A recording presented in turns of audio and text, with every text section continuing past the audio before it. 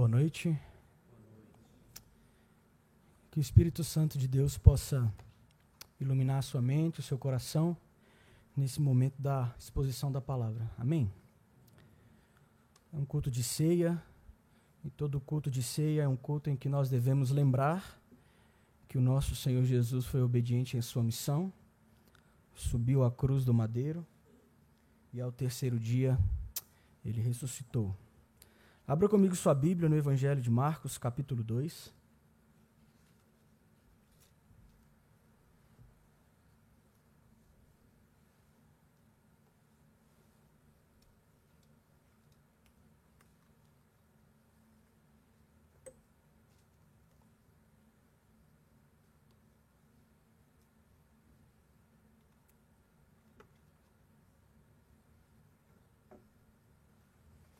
Evangelho de Marcos, capítulo 2. Dando continuidade à exposição de todo o livro, nos cultos de domingo à noite. Nós vamos ler dos versos 13 até o verso 17. Marcos 2, do verso 13 até o verso de número 17. Diz assim a palavra do Senhor. De novo, saiu Jesus para junto do mar, e toda a multidão vinha ao seu encontro, e ele os ensinava. Quando ia passando, viu a Levi, filho de Alfeu, sentado na coletoria, e disse-lhe: segue-me. Ele se levantou e o seguiu. Achando-se Jesus à mesa na casa de Levi, estavam juntamente com ele e com seus discípulos muitos publicanos e pecadores, porque estes eram em grande número, e também o seguiam. Verso 16. Os escribas dos fariseus, vendo-o comer em companhia dos pecadores e publicanos, perguntavam aos discípulos dele: por que come e bebe ele com os publicanos e pecadores? Tendo Jesus ouvido isto, respondeu-lhes: os sãos não precisam de médico, e sim os doentes. Não vim chamar justos, e sim pecadores. Feche seus olhos em nome de Jesus. Pai, que o Senhor tenha misericórdia da minha vida, e que eu possa ser um mero instrumento nas tuas mãos, que teu Espírito Santo inunde o nosso coração, ilumine a nossa mente, para que essa mensagem se torne uma verdade a nós. Em nome de Cristo é que oramos. Amém. O texto é muito claro. O título na Bíblia dessa perícope, desse trechinho, é A Vocação de Levi, o chamado de Levi para ser um discípulo de Jesus. Então, o título da mensagem que nós vamos refletir é Chamados para Servir. Jesus chamou Levi para servir, Jesus chamou todos os outros discípulos para segui-lo, e seguir a Jesus é um chamado ao serviço. Eu quero iniciar essa mensagem lendo uma poesia de Gabriela Mistral, uma diplomata chilena e também educadora. Ela diz assim: toda a natureza é um desejo de serviço. Serve a nuvem, serve o vento, servem os vales. Onde haja uma árvore que plantar, planta-a tu. Onde haja um erro que emendar, emenda-o tu. Onde haja um esforço que todos evitam, aceita-o tu. Sê aquele que afasta a pedra do caminho, o ódio dos corações e as dificuldades de um problema. Existe a alegria de ser são e a alegria de ser justo, mas existe, sobretudo, a formosa e imensa alegria de servir. Como seria triste o mundo se tudo já estivesse feito, se não houvesse um roseiral que plantar, uma empresa que iniciar, que não te atraiam somente os trabalhos fáceis. É tão belo fazer a tarefa a que outros se esquivam, mas não caiais no erro de que só se conquistam méritos com os grandes trabalhos. Há pequenos serviços que são imensos serviços. Adornar a mesa, arrumar os bancos, espanar o pó. Aquele é o que critica, este é o que destrói, se tu o que serve. O serviço não é tarefa só de seres inferiores. Deus, que dá o fruto e a luz, serve. Poder-se-ia chamá-lo assim, aquele que serve. E ele, que tem os olhos em nossas mãos, nos pergunta todo dia: serviste hoje? A quem? A árvore? A teu amigo? A tua mãe? Chamados para servir. Esse texto nos mostra 3 grandes verdades de como nós servimos a Jesus Cristo. E a primeira grande verdade que o texto nos mostra é que nós servimos a Jesus, ou nós somos chamados a servir no reino do Senhor por meio da pregação do Evangelho.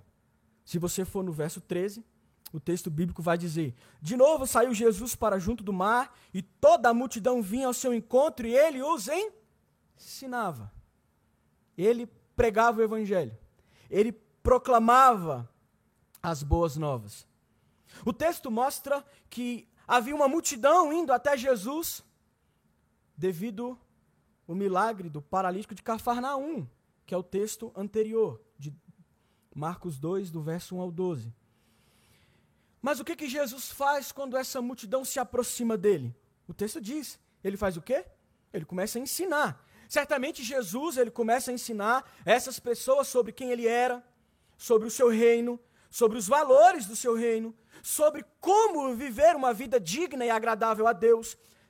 Talvez Jesus ensinava sobre como não viver, mas certamente Jesus ensinava sobre a importância do arrependimento dos pecados. Jesus, o texto diz que ele atraía as pessoas, e ao atrair as pessoas assim, ele ensinava, ele pregava o Evangelho. Veja, se você for comigo para Marcos capítulo 1, versos 21 e verso 22, o texto sagrado vai dizer: depois entraram em Cafarnaum, e logo no sábado foi ele ensinar na sinagoga. Verso 22 do capítulo 1. Maravilhavam-se da sua doutrina, porque os ensinava como quem tem autoridade, não como os escribas. Cristo, queridos, no seu serviço, Cristo na sua missão, ele ensinava as pessoas. E o que fez Jesus atrair tantas pessoas? De pronto você vai dizer, os milagres. Sim, os milagres atraíam multidões. Mas apenas o ensino fazia com que os eleitos permanecessem. Se você for para João 8, você vai ver Jesus ensinando e confrontando, e muitos deixando de o seguir. Observe, Marcos 1, 22 diz que as pessoas ficavam maravilhadas com a doutrina, maravilhadas com o ensino de Jesus. Agora, a pergunta que a gente tem que fazer é: o que fez o ensino de Jesus ser tão maravilhoso assim? O que fez da missão de Jesus uma missão que atraía as pessoas? Porque muitas vezes a gente não atrai as pessoas. Porque muitas vezes a nossa igreja não atrai os incrédulos. Isso são perguntas que nós temos que fazer. Porque Jesus, ele atraía as pessoas. Mas o texto vai dizer por que as pessoas ficavam maravilhadas, e o texto vai dizer por que Jesus ensinava de uma forma maravilhosa. E o texto diz que é porque ele tinha o quê? Autoridade. Jesus ensinava de um modo diferente dos escribas. O texto deixa isso muito claro. Olha, as pessoas ficavam maravilhadas porque Jesus ensinava do jeito A, e os fariseus e os escribas ensinavam do jeito B. O jeito que Jesus ensinava era oposto, completamente diferente da forma que os escribas ensinavam. E aí surge uma outra pergunta. O que gera autoridade no serviço? O que gera autoridade na missão? E aí eu te convido aí em Marcos capítulo 3, verso 14 e verso 15, que diz, Marcos 3, 14 e 15, que diz, então designou 12 para estarem com ele e para os enviar a pregar e a exercer a autoridade de expelir demônios. Volta a sua Bíblia para Marcos capítulo 2, o texto que nós lemos no início, do verso 13 ao verso 17. O texto de Marcos 3 diz que ele chama para estar com ele 12, e depois que esses 12 estão com ele, ele envia para pregar e para, de forma com autoridade, expelir demônios. Você consegue perceber que a autoridade ela é fruto de um relacionamento com o Senhor? Os discípulos, eles só tiveram autoridade porque antes de servir e antes de ir em missão, eles estavam com Jesus. Os apóstolos, aí depois que Jesus morre e ressuscita e é assunto aos céus, os próprios apóstolos, eles foram imbuídos de autoridade e de poder. E por quê? Porque eles estiveram com Jesus. Não abra sua Bíblia, apenas ouça. Atos capítulo 4, verso 13 diz, ao verem a intrepidez de Pedro e João, sabendo que eram homens iletrados, homens incultos, admiraram-se e reconheceram que haviam eles estado com Jesus. Pedro e João, eles eram iletrados, eles eram pessoas não cultas, não eram mestres, não eram rabinos, não eram filósofos, mas o texto diz que os religiosos, ao verem os apóstolos, eles reconhecem que aqueles homens tinham autoridade, porque eles estiveram com Jesus. A primeira verdade que o texto bíblico mostra para mim e para você é que somos chamados a servir, mas somos chamados a servir com autoridade por meio da pregação do Evangelho. E para pregar o Evangelho com autoridade, para ensinar o Evangelho com autoridade, você precisa estar em Cristo.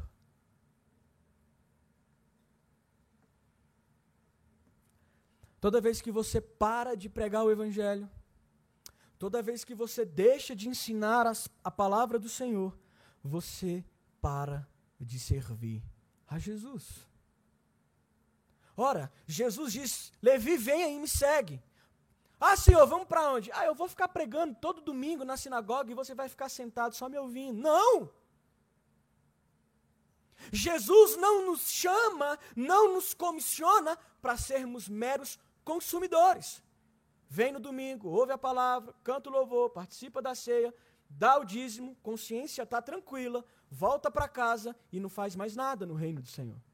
Não foi para isso que Jesus chamou Levi, e não foi para isso que Jesus chamou a mim, e não foi para isso que Jesus nos chamou. O texto diz que Jesus diz, Levi vem, e Levi prontamente levanta e vai. A segunda verdade que o texto mostra para mim e para você é que nós somos chamados a servir, primeiro, pregando o Evangelho, ensinando as boas novas, e segundo, promovendo relacionamentos.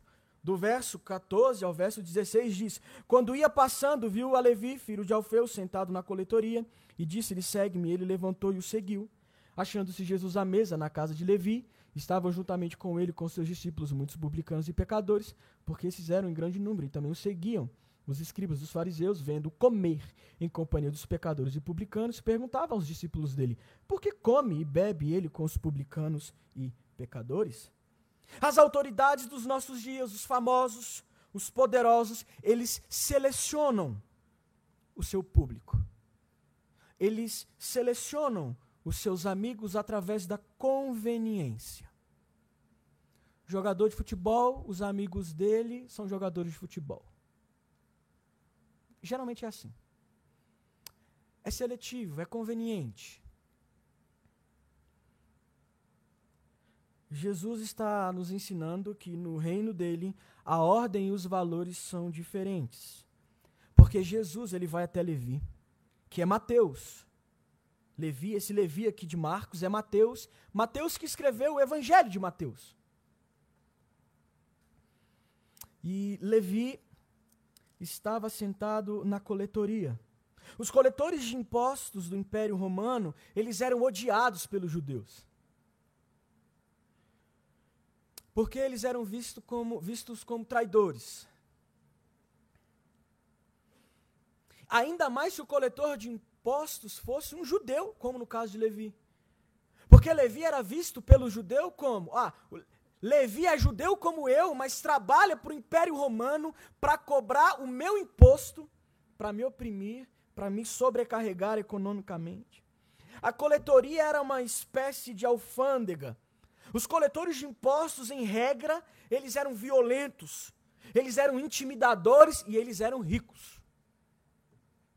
E eles eram ricos porque muitas vezes eles dobravam o valor do imposto. O imposto é 2%, eles cobravam 4%, passava 2% para o Império Romano e colocava 2% no bolso. É só você lembrar de Zaqueu. E todo coletor de impostos da época, eles recebiam um apelido. O apelido era publicano. Então eles eram odiados porque eles coletavam impostos. Eles eram violentos, eles eram desonestos, e eles eram proibidos de frequentarem as sinagogas. E aí o que Jesus faz, meus irmãos? Jesus chama esse cara. Jesus chama esse coletor de impostos para ser seu discípulo.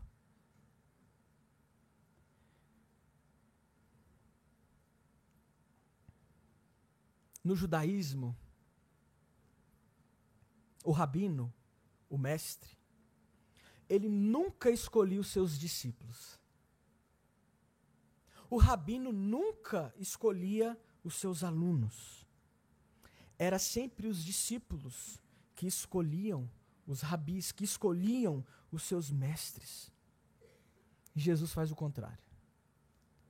Jesus, como mestre, ele vai e escolhe os seus discípulos. Se você for estudar a história de Paulo, você vai ver que Paulo ele chegou aos pés de Gamaliel. Gamaliel, neto de Hilel. Hilel era o segundo maior rabino da época. Tinha duas grandes escolas.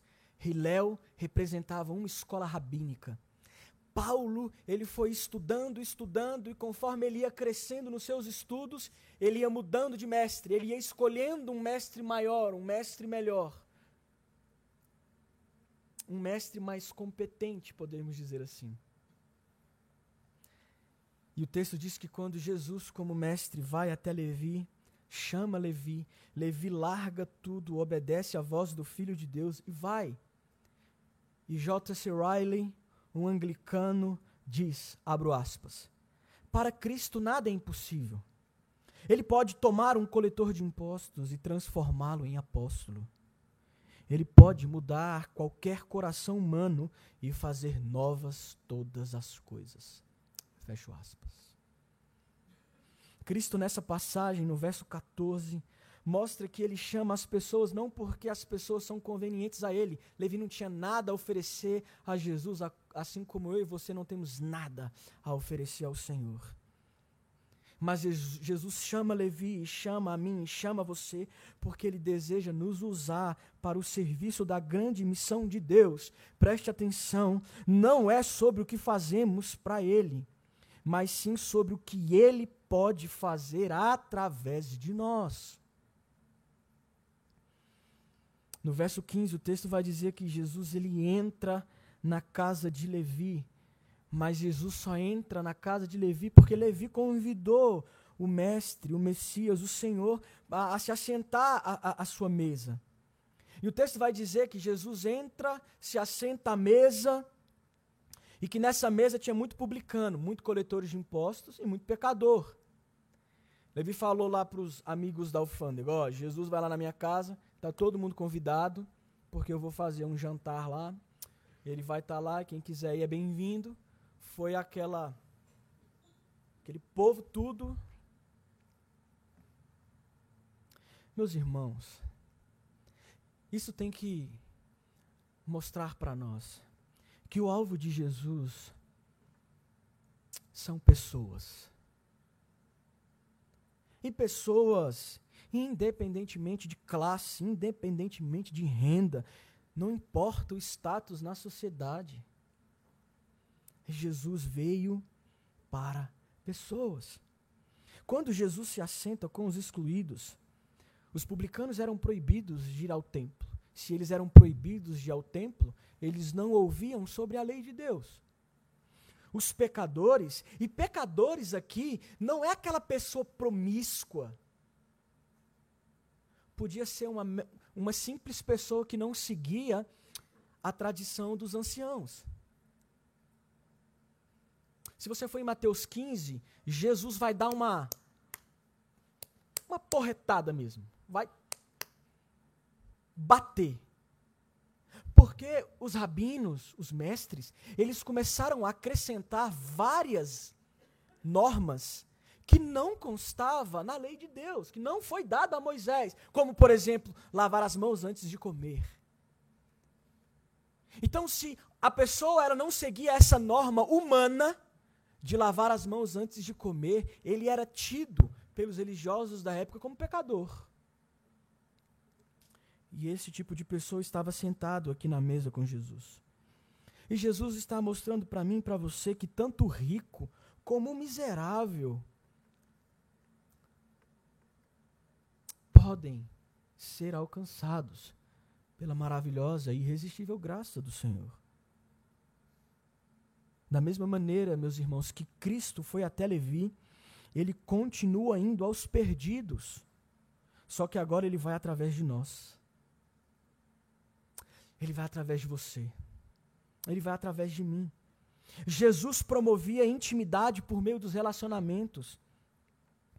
Ao passo em que Cristo se assentava com todo mundo, rico, pobre, escriba, pecador, fariseu, o que for, os religiosos da época, eles queriam criar um gueto religioso, aonde só entrava os religiosamente adequados.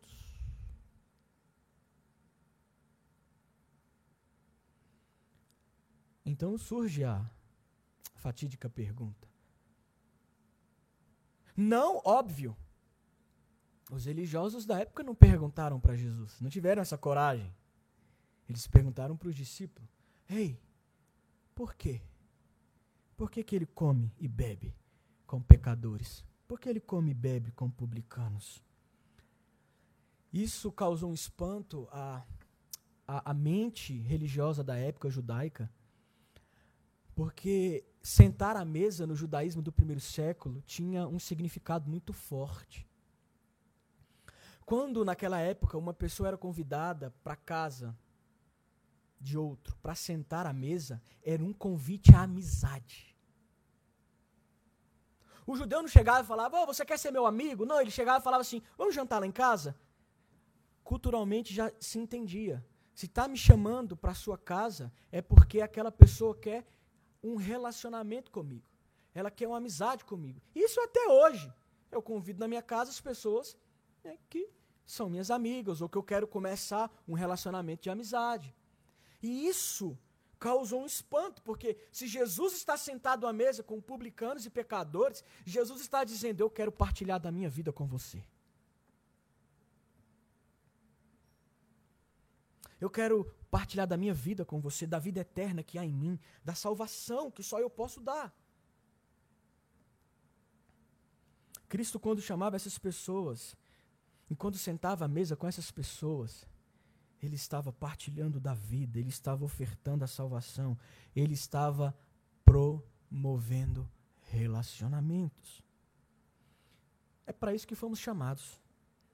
Chamados para servir e servir as pessoas, mostrando às pessoas que em Jesus existe vida eterna, Pastor, como que eu faço isso hoje?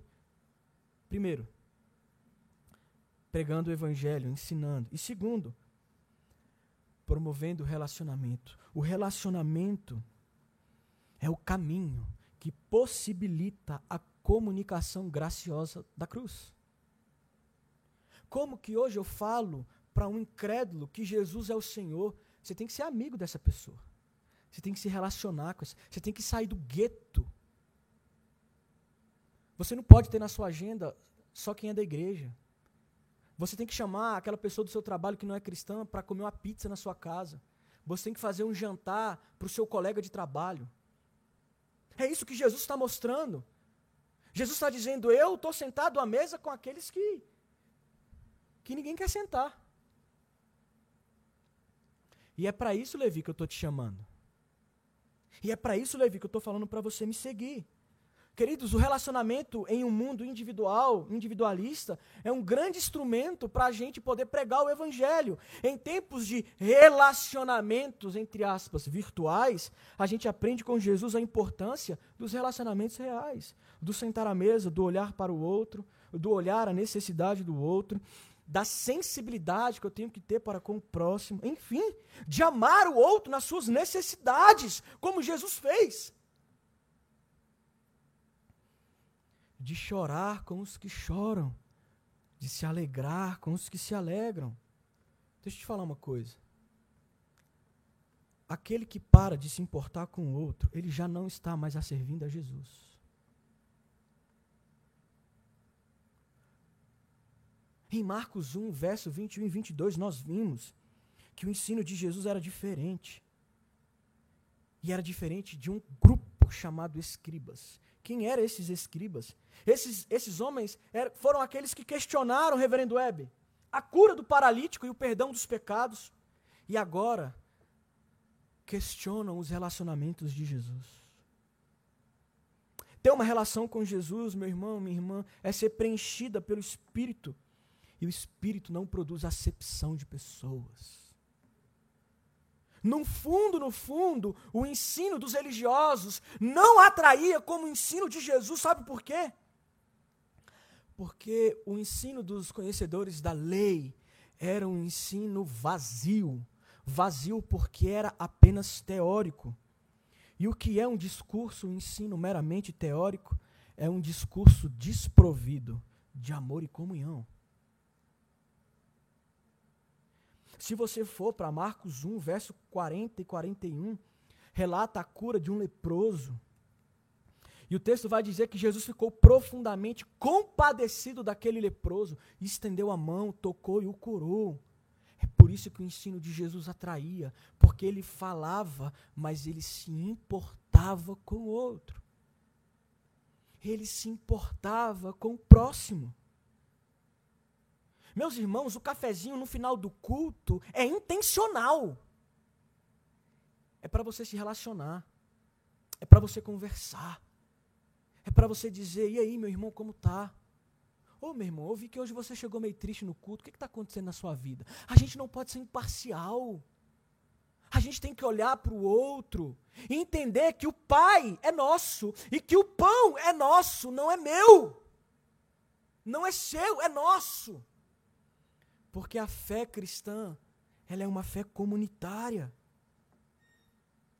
E o questionamento, meus irmãos, desses homens revelou a falsa piedade.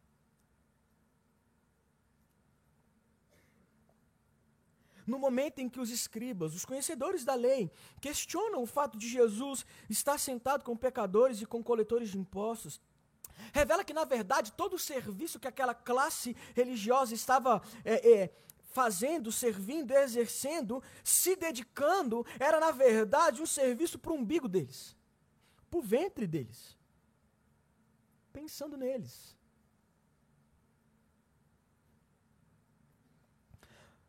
Servimos a Jesus quando ensinamos sobre o evangelho que salva. Servimos a Jesus quando promovemos relacionamentos saudáveis, e esses relacionamentos são pontes para a pregação do evangelho.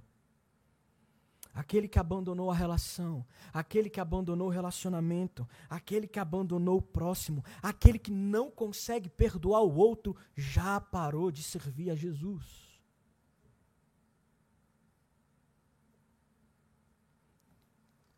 É por isso que o termo desigrejado, ele é ofensivo ao Senhor. Ele é ofensivo ao serviço. Ele é ofensivo à missão. Somos chamados a servir. Servimos quando ensinamos o Evangelho, servimos quando promovemos o relacionamento. E terceira verdade que o texto nos mostra, servimos quando amamos o pecador arrependido. Olha o verso 17. Tendo Jesus ouvido isso, respondeu-lhes: os sãos não precisam de médico, e sim os doentes. Eu não vim chamar justos, e sim pecadores.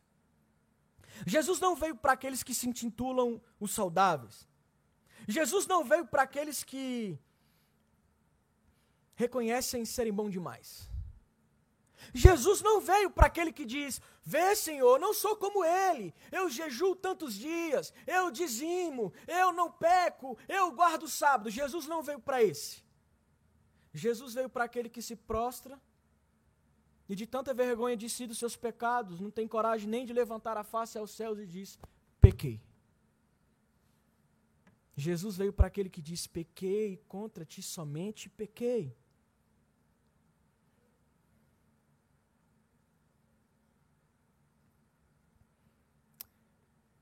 Em tempos onde as pessoas vivem para si, para os sonhos pessoais, exclusivamente para suas conquistas profissionais. Você já viu? É criança na igreja, participa de tudo. Se torna juvenil, participa de tudo. Vai crescendo. Sai da faculdade, ou antes de sair da faculdade, entra na faculdade, e o discurso é: eu não tenho tempo. A faculdade está muito corrida, eu não tenho tempo. O serviço está muito corrido, eu não tenho tempo. E eu não tenho tempo de servir, eu não tenho tempo de ir à igreja, eu não tenho tempo. E realmente você para de servir ao Senhor. Meus irmãos, Jesus está mostrando para mim e para você que servir a Ele e na missão dele envolve o outro. Em Mateus, no Evangelho de Mateus, que foi Levi, Mateus que vivenciou esse momento, ele diz lá em Mateus 9,13: ide, porém, aprendei o que significa misericórdia quero e não holocaustos, pois não vim chamar justos e sim pecadores ao arrependimento. Misericórdia quero. Às vezes a gente é frio com o irmão. Às vezes a gente é impiedoso. Às vezes a gente é duro demais. Precisamos da misericórdia. Precisamos ser misericordioso para com o nosso irmão. Queridos, quando Jesus diz que não veio aos justos, é óbvio que ele está usando de ironia, porque não existe justo. O apóstolo Paulo diz: não há nenhum justo sequer. O que Jesus está revelando é que aqueles que estão dentro da igreja, os religiosos, eles são os mais difíceis de serem alcançados, porque eles se acham bons. Eles se acham superiores espiritualmente. Eles acreditam que não precisam e que não necessitam da graça. Você pode viver neste tempo servindo exclusivamente na missão que você criou a partir dos seus desejos pessoais. Você pode estudar, se formar, trabalhar, ganhar dinheiro. Você pode viajar o mundo. Você pode comprar a casa que tanto deseja. Você pode ter o carro que você sempre quis. Você pode até conquistar a mulher tão desejada aos seus olhos. Você pode ter uma bela família e lindos filhos. Ou você pode ter tudo isso, porque isso não é errado, mas sem abrir mão do serviço ao Senhor. Olhe para Cristo. Ele serviu o povo pregando as boas novas. Ele serviu o povo sentando e comendo com o povo. Ele serviu o povo andando com o povo, chorando com o povo e chorando pelo povo. Jesus serviu quando sofreu com eles. E finalmente, a ceia, Jesus serviu quando no madeiro falou: Pai, perdoa! Eles não sabem o que estão fazendo. Perdoa eles, Pai. Está consumado. Tetelestai. A ti, Pai, entrego o meu espírito. Estamos aqui, vamos ceiar, a mesa da comunhão. Não tem como ceiar, não tem como participar desse momento sem comunhão com o outro, sem comunhão com o próximo. Eu te desafio, meu irmão, minha irmã. Se você precisa pedir perdão para alguém ou liberar perdão para alguém, após esse momento da ceia, faça isso! Porque Cristo naquela cruz perdoou você. Só quem já foi perdoado consegue em Jesus perdoar. E talvez você está aqui nessa noite, está dizendo: pastor, eu não sou evangélico, estava passando por aí, entrei. Eu tenho um convite para você. Existe um Jesus que veio para você. Existe um Jesus que veio para pecador como você. Existe um Jesus que veio para doentes espirituais como você. Porque um dia eu fui um pecador não arrependido. Hoje eu sou um pecador arrependido. E eu entendi verdadeiramente essa verdade dita pelo próprio Cristo. Não vim chamar justos, e sim pecadores. 3 aplicações. Servimos, ou somos chamados ao serviço e servimos. 1. Quando pregamos as boas novas do Evangelho de Jesus. 2. Quando somos verdadeiros e amáveis em nossos relacionamentos. E 3. Quando por meio do Evangelho da cruz oferecemos ao outro a graça que tanto necessitamos. Afinal, como já disse um pai da igreja, que nós somos um mendigo, mostrando ao outro mendigo onde encontrar o pão da vida. E eu concluo, meus irmãos. Concluo com uma citação que diz assim, abro aspas: a razão não precisa morrer, só precisa dobrar os joelhos.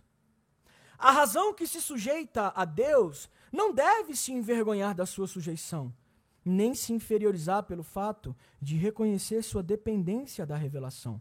Pelo contrário, a razão, consciente da sua miséria, deveria ser grata pela dádiva da revelação, pois como aprendemos com nossas mães, quando alguém nos dá um presente, a única reação adequada é a gratidão. Ei, menino, só agradece. É possível ser inteligente e ao mesmo tempo piedoso. Assim, a inteligência humilhada é a consciência ferida pela palavra. É o coração ferido, porém grato, pela dádiva da revelação. Fecho aspas. Jonas Madureira, no livro Inteligência Humilhada. Os religiosos da época não entenderam isso. Eles não humilharam a razão e nem tiveram corações gratos diante de Jesus. Você não precisa ser como eles. Hoje, humilhe a sua razão. Tenha um coração ferido pela palavra e grato pela palavra encarnada que é Jesus. Porque só assim você vai poder ouvir a voz de Jesus te chamando, levantar, largar tudo e segui-lo, tornando-se assim um servo dele. Afinal, do que adianta o homem ganhar o mundo inteiro e perder a sua alma? Feche os seus olhos em nome de Jesus.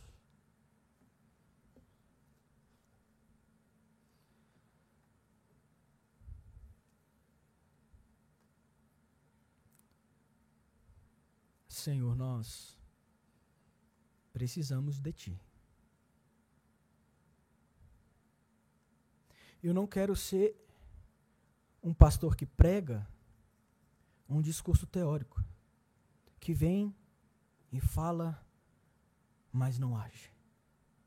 E eu não quero que os meus irmãos sigam esse caminho. porque o Senhor não nos chamou para isso. O Senhor nos chamou para te servir, e servir requer ação. Ajuda a tua igreja, Senhor. Ajuda o teu povo. Ajuda os teus discípulos. Que possamos negar a nós mesmos. Que possamos carregar a tua cruz e te seguir. Sem o autoaniquilamento dos meus desejos, sem a negação dos meus afetos contrários a ti, não existe serviço ao Senhor. Não existe glória ao teu nome. Não existe o Senhor sendo conhecido. Graças a Deus por Jesus, que levou os nossos pecados na cruz, que subiu aquele madeiro, o Santo de Deus, o sangue que foi vertido, a carne que foi massacrada, o Cristo que foi humilhado, o Santo de Deus que foi vilipendiado, o Cristo que se assentou na mesa, o Jesus que comeu com homens como eu, o Jesus que foi misericordioso com o leproso fisicamente, mas que é misericordioso com o leproso espiritualmente. Somos chamados para te servir, Senhor, pregando a tua palavra, relacionando com as pessoas, com o próximo, com o outro, com os da fé e com os incrédulos. Somos chamados a te servir amando o pecador que se arrepende. Ah, Pai, livra-nos do orgulho, da soberba. Livra-nos da falta de perdão, que revela quão doente espiritualmente estamos. Ó Senhor, ajuda-nos a trilhar o caminho da fé, não pela nossa força, não pelo nosso mérito, não pelo nosso braço, mas guiados pelo Senhor. Assim como o Senhor guiou o teu povo numa nuvem de dia e numa coluna de fogo à noite. Assim como Moisés disse, se o Senhor não for, a gente não quer ir, Pai. Vai à nossa frente. Conduza a tua igreja, o rebanho do Senhor. E nos dê sabedoria como líderes dessa igreja. Em nome de Cristo é que eu oro e te agradeço. Amém.